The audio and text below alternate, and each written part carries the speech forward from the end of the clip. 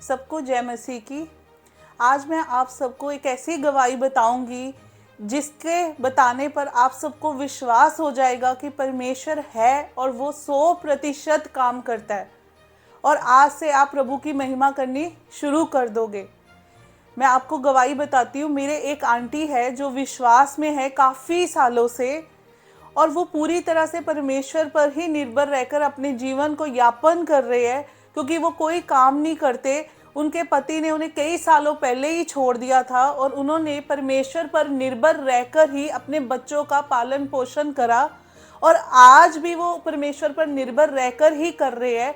वो एक किराए के मकान में रहते थे जिसका किराया बढ़ता चला जा रहा था, वो उतना किराया अफोर्ड नहीं कर सकते थे, इसलिए उन्होंने उस घर को खाली करने की सोची और उन्होंने परमेश्वर से प्रार्थना करी कि परमेश्वर, मैं इस घर का किराया अफोर्ड नहीं कर सकती, आप मेरे रहने का बंदोबस्त करो।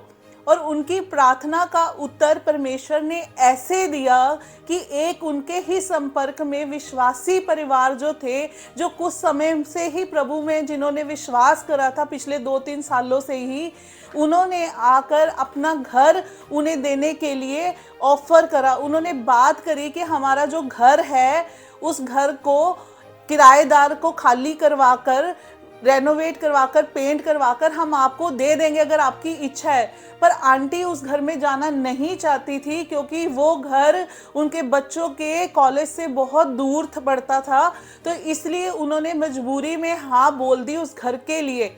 और हुआ क्या, इस बीच में जैसे ही उन लोगों ने उस घर को, जिस घर में उन्होंने किराएदार रखे थे, उस आंटी के लिए खाली करवाया और पेंट करवाना शुरू करा, उसके बाद क्या हुआ कि उस घर के लिए किराएदार भी आने शुरू हो गए और वो घर को खरीदने वाले भी आने शुरू हो गए। और सबसे महत्वपूर्ण बात मैं जो ये बताना चाहूँगी इस घर के बारे में ये है, जिसे जानकर आप सब हैरान रह जाओगे कि ये वो घर था जिसके लिए वो विश्वासी परिवार जब विश्वास में आए, शुरू से ही ये उनकी परम इच्छा थी कि ये घर जो उनका विश्वास से आने से पहले भी नहीं बिक रहा था और विश्वास में आने के बाद भी उन्होंने खुद भी और पास्टर से भी और उस आंटी से भी जिसको वो घर देना चाह रहे थे बहुत प्रार्थनाएं करी, पर उन प्रार्थनाओं का उत्तर नहीं आ रहा था।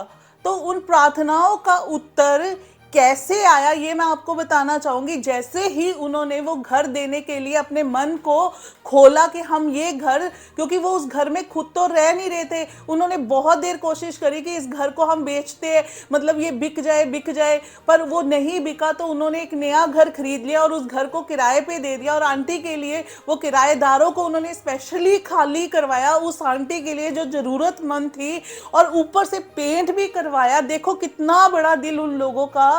जैसे ही उन्होंने ये सब कुछ करना शुरू करा तो इसी बीच में उनके लिए कस्टमर आ गए उस घर को खरीदने के लिए, और उन्होंने बोला कि आप कितने में इन घर को बेचना चाहते हो। पर उन्होंने, क्या हुआ था कि पहली बात आंटी के सामने जाके उन्होंने कहा कि हमें बात करनी होगी।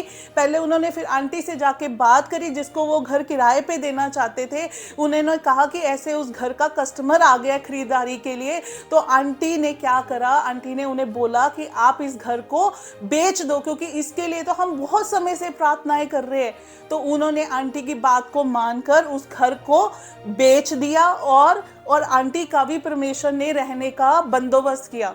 अब इस गवाही से मैं आपको ये बताना चाहूंगी कि देखो यहाँ पर क्या हुआ कि उन लोगों ने उस घर को लेकर कितनी प्रार्थनाएं करी परमेश्वर ने आने के बाद भी और पहले भी, पर उन प्रार्थनाओं का उत्तर नहीं आ रहा था। तो ऐसा क्या उन्होंने कर दिया कि एकदम से वो घर बिक गया। अब मैं आपको प्रभु के वचन से पहले मैं बात करना चाहूंगी। देखो यहाँ से इस वचन के द्वारा आपको पता चल जाएगा कि परमेश्वर आज भी जिंदा है और वो हमारी प्रार्थनाओं को सुनता है और उत्तर भी देता है। हम देखेंगे नीति वचन 19:17 में, नीति वचन 19:17 में वचन कहता है, जो कंगाल पर अनुग्रह करता है वे यहोवा को उधार देता है और वे अपने इस काम का प्रतिफल पाएगा। जो कंगाल पर अनुग्रह करता है वे यहोवा को उधार देता है और वह अपने इस काम का प्रतिफल पाएगा। देखो परमेश्वर का वचन हम सबसे क्या बात कर रहा है कि जब हम किसी गरीब की मदद करते हैं तो हम इस दुनिया के बनाने वाले को उधार देते हैं और हम अपने उस काम का प्रतिफल पाएंगे। अब इस दुनिया की सारी चीजें जो भी है हम जानते हैं कि इस दुनिया के बनाने वाले ने ही बनाई है, तो वो किसी का कर्जदार नहीं है। पर जब हम किसी गरीब की, किसी जरूरतमंद की, किसी बीमार की, अनाथ और विधवा की मदद करते हैं, चाहे वो विश्वासी हो या अविश्वासी हो, तो परमेश्वर हमें उस कार्य का प्रतिफल देता है, क्योंकि हम वो अपने परमेश्वर को उधार देते हैं। और जैसा सुनने में आता है कि जब हम परमेश्वर को उधार देते हैं तो परमेश्वर कहते हैं कि मैं तुझे, परमेश्वर को ने हमें छप्पड़ फाड़ कर दिया। और जब परमेश्वर किसी चीज को वापस देता है तो वो छप्पड़ फाड़ कर देता है और हमें किसी भी चीज की कोई भी कमी नहीं रहती। तो मैं आप सबको ये बताना चाहूंगी, देखो उन लोगों ने प्रार्थनाएं करी पर उनका उत्तर नहीं आया, पर जब उनके प्रार्थनाओं का उत्तर प्रभु के वचन के अनुसार हुआ तो तुरंत ही प्रार्थनाओं का उत्तर आ गया, क्योंकि परमेश्वर साफ कहता है कि जैसे हम एक वचन देखेंगे इब्रानियों 13:16 में, पर भलाई करना और उदारता ना भूलो क्योंकि परमेश्वर ऐसे बलिदानों से प्रसन्न होता है।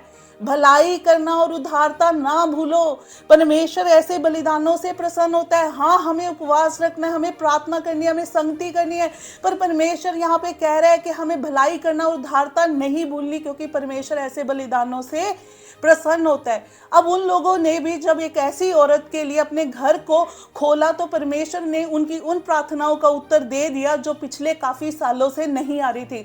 और सारी महिमा इस गवाही के लिए उन्होंने प्रभु यीशु मसीह को दी, क्योंकि परमेश्वर ने अपने वचन के अनुसार उनके जीवन में कार्य करा।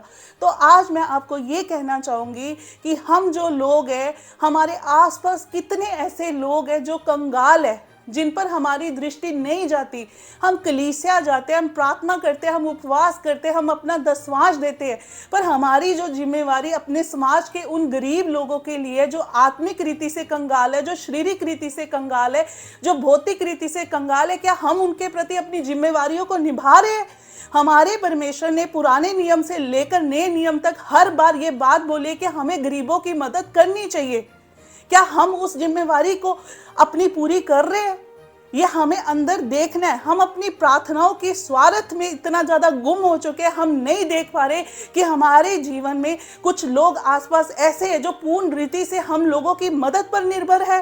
पर हमने क्या ये कोशिश कभी करी, आसपास दृष्टि करी कि हम किसी के लिए आशीष का कारण बन सकते हैं?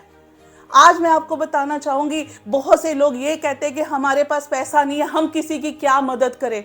बहुत से लोगों का ये कहना है, अभी भी सुन के कोई देख रहे होंगे, कह रहे होंगे कि हमारे पास तो पैसा नहीं है, हम किसी की क्या मदद करें। अब यहाँ पर बात हो रही है भौतिक कंगाली की, जिसमें रोटी, कपड़ा और मकान नहीं है एक व्यक्ति के पास में, पर परमेश्वर ने उसको शारीरिक रीति से तो अमीर बनाया है ना, क्योंकि हर मनुष्य के पास ऐसी योग्यताएं होती है जो उसको अमीर बनाती है, जिनके द्वारा हम दूसरों की कंगाली को खत्म कर सकते हैं। आज हम किसी को रोटी और कपड़ा और मकान नहीं दे सकते, हमारे पास पैसा नहीं है, पर हम शारीरिक रीति से कंगाल उन लोगों की मदद कर सकते हैं जो बीमार है, जिनके शरीर में बीमारी है, जो लाचार है, जो बूढ़े हैं, जिनको उनके बच्चों ने छोड़ दिया है। हम उनके पास जाकर सतावना के 2 शब्द बोल सकते हैं, मार्केट से कोई चीज लाकर उन्हें दे सकते हैं। अब यहाँ पर यीशु मसीह ने कितना अच्छा एक उदाहरण दिया, जिसमें वो बता रहे थे कि एक व्यक्ति यीरो से यरूशलेम जा रहा था, उसे डाकुओं ने मार डाला और वहां अधमरा कर दिया, और वो उस रास्ते में पड़ा हुआ करा रहा था। वहां से बहुत सारे पास्टर्स निकले, बिशप्स निकले, जिन्हें प्रभु के वचन की बहुत जानकारी थी, पर वो वहां से निकले, उन्होंने देखकर उसे इग्नोर कर दिया, अनदेखा कर दिया। इतने में वहां से एक सामरी व्यक्ति निकला जिसे प्रभु के वचन की नॉलेज नहीं थी, जो कोई पास्टर नहीं था, कोई पादरी नहीं था, कोई लेवी नहीं था, पर उसने क्या करा, उसने उस व्यक्ति के दुख पे दृष्टि करी, उसको उठाया, उसको मल्लम लगाई, उसे हॉस्पिटल पहुंचाया, उसकी सारी ज़रूरत को पूरा किया, और उसको वहां पर जाकर बोला कि इससे संबंधित सारा खर्चा मैं दूंगा। यहाँ से परमेश्वर ने ये बताना चाहते थे इस दृष्टांत से कि हमें अपने पड़ोसी से अपने समान प्रेम रखना चाहिए। और यहाँ पर हम देखते कि उस व्यक्ति ने उसकी शारीरिक रीति से मदद करी। अगर हम पैसे से मदद नहीं भी करते, आज हम देखते कि सड़कों पर इतने लोग हैं जो एक्सीडेंट से मर जाते हैं, पड़े तड़फ रहे होते हैं, है हम वहां से अपने व्हीकल को लेकर आगे निकल जाते हैं, पर कोई पास में खड़ा होकर उसकी मदद करने के लिए आगे नहीं जाता। ये नहीं पता कि अगर हम आगे जाएंगे वो एक पल एक क्षण में अगर हम उसे हॉस्पिटल पहुंचाएंगे तो उसकी जान बच जाएगी, किसी अपने की जान बच जाएगी, पर कोई ऐसा नहीं करता। अगर आज से हम अपने आप से वायदा करते हैं कि हमारे आसपास ऐसे कितने लोग हैं जिन्हें हमारी ज़रूरत है शारीरिक रीति से, जब हम उनकी मदद करना शुरू कर देंगे तो वो कंगाल है जिसकी मदद हम नहीं करते, हम परमेश्वर की मदद करते हैं, हम उसको उधार देते हैं और परमेश्वर उसका प्रतिफल हमें देगा।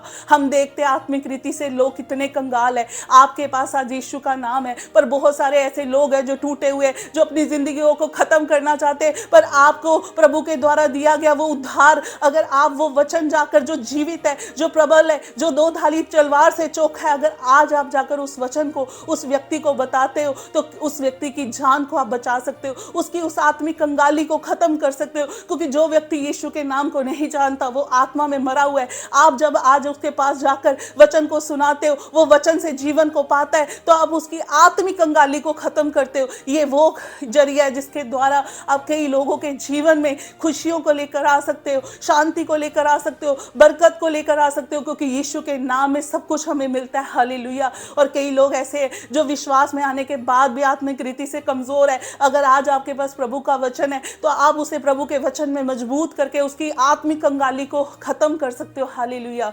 पर यहाँ पर हमारी मेन जो बात मैं आप सबसे कहना चाहूंगी, जो परमेश्वर हम सबसे आशा रखता है कि हम अपने आसपास के उन लोगों को देखना शुरू करें जो गरीब है। हालेलुया। आज से हम सबको अपने आप से एक वायदा करना है कि हम अपने आसपास हजारों नहीं, करोड़ों नहीं, लाखों नहीं, किसी एक गरीब की भी अगर मदद करने का मन बनाते हैं तो हम कितने गरीबों की मदद कर देंगे। परमेश्वर ने हमें बहुत सारी योग्यताएं दी है, आज से आप उन योग्यताओं का इस्तेमाल करो दूसरों की गरीबी को दूर करने के लिए। अगर हम ऐसा नहीं करते तो आज मैं आपको एक बात बताना चाहूंगी जो परमेश्वर के वचन में लिखा है। परमेश्वर का वचन नीति वचन 28 के 27 में साफ शब्दों में बात करता है, जो निर्धन को दान देता है उसे घटी नहीं होती, परंतु जो उससे दृष्टि फेर लेता है वे शाप पर शाप पाता है। यहाँ परमेश्वर के वचन में साफ लिखा हुआ है, जो निर्धन पे दृष्टि करके मुंह को फेर लेता है वे शाप पे शाप आता है। और परमेश्वर के वचन में एक और बात लिखी है, नीति वचन 21 के 13 में, जो कंगाल की दुहाई पर कान ना दे वे आप पुकारेगा उसकी भी सुनी नहीं जाएगी। हालेलुया। तो यहाँ परमेश्वर के वचन में साफ लिख दिया है, जब हम कंगाल की दुहाई पर देंगे तो परमेश्वर हमारी सुनेगा। हालेलुया। एक और वचन हम देखेंगे जिसे मैं बोलकर खत्म करना चाहूंगी, मत्ती 25 का में देखेंगे हम 31 में, जहां पर परमेश्वर न्याय के दिन अपने स्वर्गदूतों के साथ आता है, वहां अपनी भेड़ और बकरियों को वो अलग करता है, अपने भेड़ों को, और वो साफ कहता है कि मेरे मतलब कि ये मैं आपको पढ़ना चाहूंगी, क्योंकि मैं भूखा था तुमने मुझे खाना दिया, मैं प्यासा था और तुमने मुझे पानी पिलाया, मैं परदेशी था तुमने मुझे अपने घर में ठहराया, मैं नंगा था तुमने मुझे कपड़े पहनाए, मैं बीमार था तुमने मेरी सुधि ली, मैं बंदी गृह में था और तुम मुझे मिलने आए। तब धर्मी उसको उत्तर देंगे, हे प्रभु, हमने कब तुझे भूखा देखा और खिलाया, या प्यासा देखा और पानी पिलाया? हमने कब तुझे परदेसी देखा और अपने घर में ठहराया, या नंगा देखा कपड़े पहनाए? हमने कब तुझे बीमार या बंदी गृह में देखा और तुझसे मिलने आए? तब राजा उन्हें उत्तर देगा, मैं तुमसे सच कहता हूँ कि तुमने जो मेरे इन छोटे से छोटे भाइयों में से किसी एक के साथ किया मैं मेरे ही साथ किया। हालेलुया। तो आज से परमेश्वर का वचन ये मत्ती के हम देख लेंगे 25 का 35 से लेके 40 तक हम पढ़ लेंगे। मत्ती का 35 से लेके मत्ती का 25 में 35 से लेकर 40 तक हम इस वचन को पढ़ेंगे, जिसमें परमेश्वर साफ कह रहा है कि जब तुम किसी भूखे की मदद करते हो वो तुम मुझे खिलाते हो, जब किसी प्यासे को पानी देते हो वो तुम मुझे देते हो, जब किसी नंगे को कपड़े देते हो वो तुम मुझे देते हो, जब किसी परदेसी को घर देते हो वो मुझे देते हो। हालेलुया। जब तुम किसी की मदद करते हो तो वो सारा कुछ मेरे लिए करते हो। तो आज से अपने आप से वायदा कर लीजिए कि हम सब किसी की ना किसी की मदद करेंगे, और इसके द्वारा जो आप अपने जीवन में पाओगे, क्योंकि यहोवा आपको इस कार्य का प्रतिफल देगा। आज आपकी उन प्रार्थनाओं का उत्तर आना शुरू हो जाएगा जो प्रार्थनाओं का उत्तर आपने अब तक नहीं पाया। ये एक वो रास्ता है जिनके द्वारा हम अपने जीवन में आशीषों को पा सकते हैं, वो आशीषें, वो प्रार्थनाएं जिनका उत्तर हमें कई सालों से नहीं मिला। और मैं विश्वास करती हूँ इस वचन ने आपके जीवन में ज़रूर कार्य किया होगा।